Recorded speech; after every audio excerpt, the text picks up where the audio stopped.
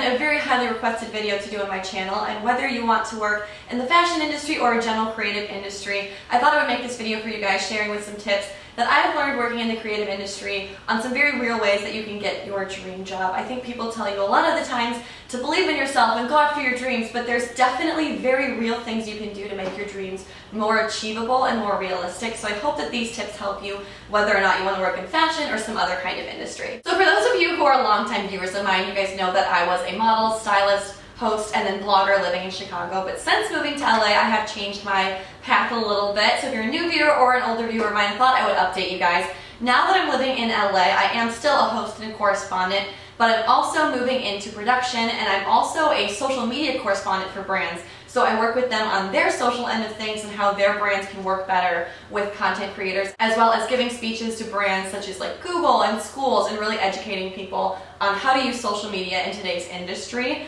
as well as still being a stylist and a blogger.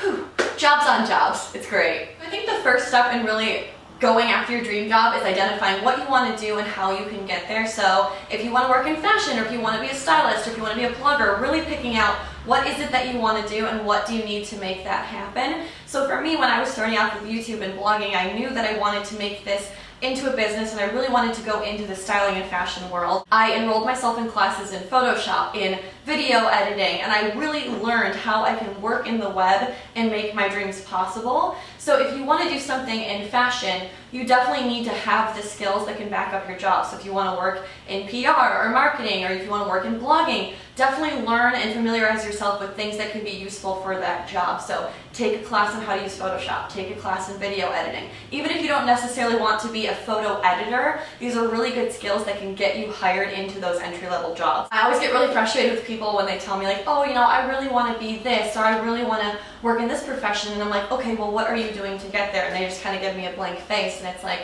well, if you want to work in some kind of industry, you should be taking web design classes or Photoshop classes or video editing classes, just something, so you have something to offer the company. People ask me now like, oh, how did you get this job? How did you make this happen? And it definitely didn't start overnight. I've been working on my blog and my fashion and my styling for over 4 years now. So now I can say, yes, I am a stylist, a host, a correspondent, and all these things.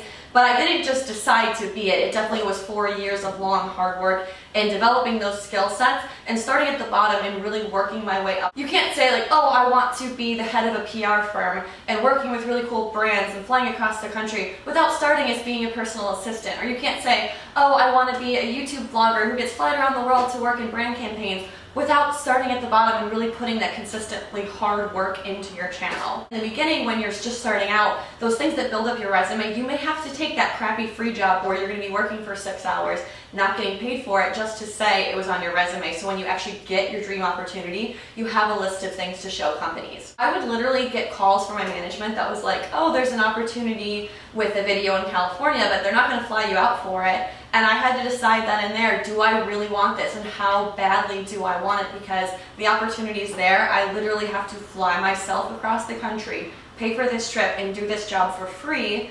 But in return, I get to say on my resume that I was the host of something. So all you guys see on camera is me being like, look at me hosting this amazing thing, but in reality, I'm flying myself out there, I'm paying for it, and I'm basically losing money to do this job. But in the end, it's all worth it because, you know, 3 years down the road when they need a host, I have a resume full of things that I can show people saying, I was a host here, I've been a correspondent at this event, look at me on this reel, and I have a full reel of stuff showing people what I've done. So if you want to be someone who's like the host of E-News, you don't just start being the host of E-News, you need to build up your reel, you need to do things for free, you need to do those kind of local hosting jobs just to get yourself in front of a camera, get yourself on a video reel so people can say, okay, she's got experience and this is why we should hire her. So when I was in Chicago, I also styled photo shoots for free for local photographers, because now I've worked with brands like Cotton and People magazine, and I've styled runway shows for them, but you don't get there without showing a resume of your work. So I did a lot of photo shoots for free for photographers, so I can actually have a book of things to show people and say,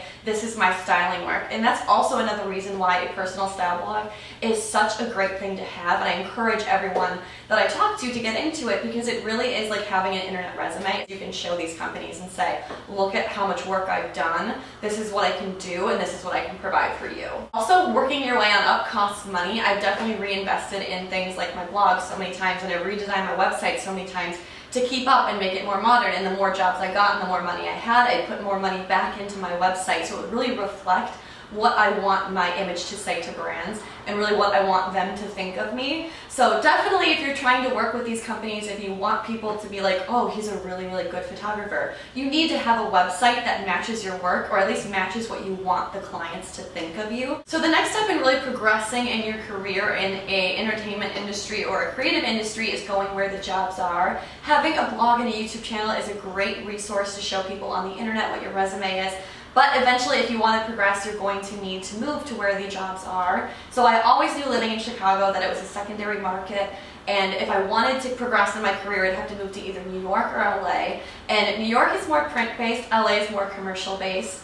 And since I'm going into production and TV hosting, that was definitely the route for me. So if you are really serious about your career, you need to eventually move to where your career is. If you're choosing to stay at home because you love home, it's comfortable, I mean, I totally get it. You're choosing less opportunities and you're choosing to not succeed by doing that. And that's totally okay, but you can't say my ultimate goal is to be a host of E-News without moving to where E-News is and actually trying to get your foot literally in the door of E-News. If you're not pushing yourself to these opportunities, people aren't going to take you seriously, and no one's going to call the girl living in Kansas and be like, hey, we want you to come out here, when they have hundreds of girls out in LA who are actually actively pursuing that job every single day. At the end of the day, you want the job doesn't want you, so they're going to pick the person most actively pursuing the job. Actually, I think my biggest tip in all of this is my next one, and that is to network.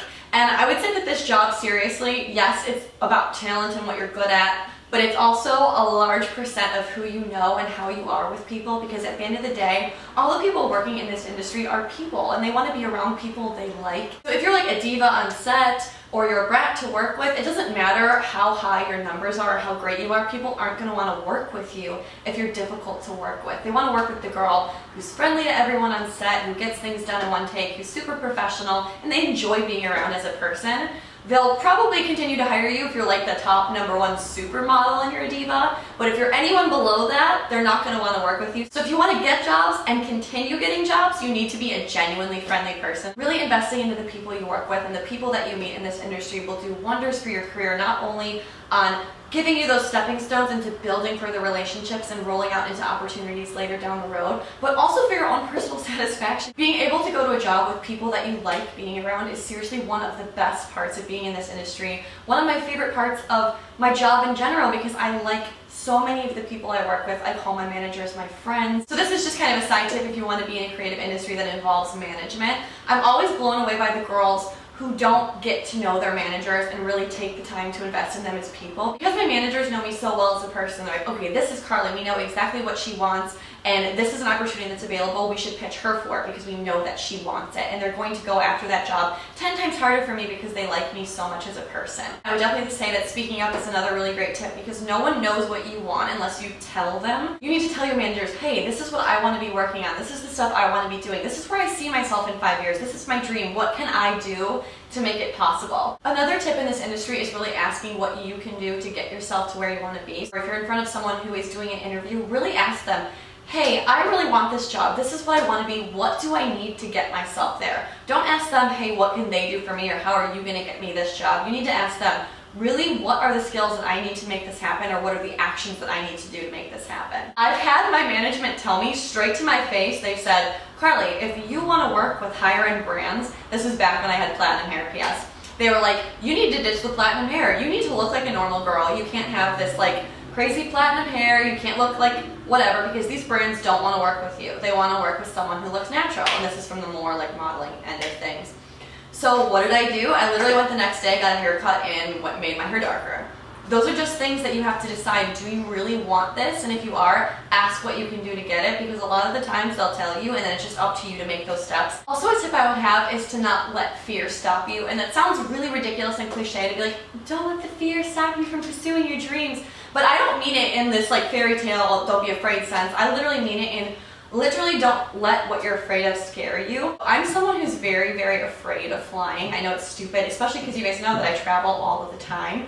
And that's because I won't let my fear of flying stop me from going after jobs. So literally I've flown across the country for one meeting. Literally, I paid to fly myself across the country for an hour and paid to fly myself home just so I could get in a meeting with people. They were very important meetings, so the fact that they offered to meet with me the next day, I was like, I'm booking that next day flight, I'm paying for it, and I'm gonna go. And I'm gonna freak out the whole time I'm on the airplane because I hate flying, but you know what? My dream might be in that building, and I'm gonna do all of that just to get a little bit closer to it. I've had questions from people who've been like, you know, I really am envious of your job, but I just don't know if I can get into that industry. How do I make it like a stable 9 to 5, 40 hours a week job? And I kind of laugh because that's never going to happen in a creative industry. The creative industry is never stable because creativity is not stable. It's always progressing, it's always on to the next thought, always moving on to the next idea. So if you're someone who's in a constantly changing industry, there's no way you can have a stable, comforting 9 to 5 position for the next 20 years of your life. Even think of it in terms of like the most famous movie stars today or very famous musicians.